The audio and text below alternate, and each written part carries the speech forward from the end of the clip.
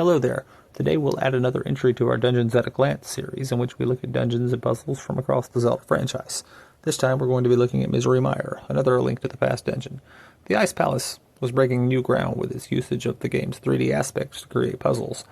Misery Mire's design, in contrast, is not breaking that much new ground. It is merely revisiting the style of dungeon design which made the original game famous. In the original Zelda, the earlier dungeons have more keys than you need, and the later dungeons have fewer keys than you need. The game rewards players who use their map and avoid unlocking unnecessary doors, and it severely punishes those who do not. You actually have to go and buy extra keys in the first Zelda if you misuse your keys. That's quite a punishment. While there are an equal number of keys and doors in Misery Mire, managing your keys will nonetheless make your time in this dungeon significantly easier. There are essentially extra keys, as some doors are flat out unnecessary. Avoiding these doors will ensure you have enough keys to make it all the way to the boss, Vitreous. But let us return to the beginning of the dungeon for a moment. Our first obstacle is a ledge.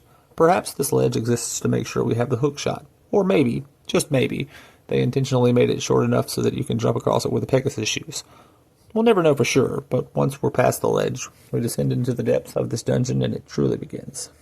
We encounter Wizrobes in the next room, some of Zelda's most iconic enemies. While A Link to the Past's Wizrobes aren't quite as deadly as those in the original game, these particular Wizrobes are paired with a Beamos statue. Anywhere there is a Beamos in A Link to the Past, there is danger. Challenging as Wizrobes may be, the real challenge of this dungeon is in finding your path. True to the original game spirits, there are many ways to go wrong. In fact, the first open door you see is something of a red herring. It leads toward the big key chest, but we don't have a big key. The correct way to proceed is through the northeast door of the main room. On this path, we find a number of keys all at once. It's like a mini version of the original Zelda is playing out.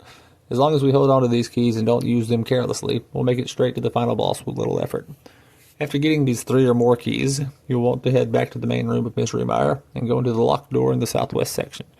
Nothing can stop us now except for maybe floating Stalfos heads, Wizrobes, and Vitreous. I guess all those things could conceivably stop us. But anyway, there's another locked door in the room with a floating Stalfos. Unlock that and then go to the south.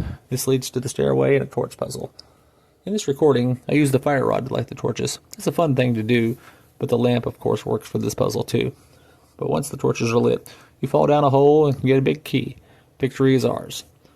Once we obtain the Cane of Samaria from the big key chest, we continue our march toward the end of the dungeon. Since we did not waste keys, it remains a straightforward path with only mildly annoying crystal switch puzzles in our way. Vitreous himself isn't that much of a threat if you have the level 3 sword.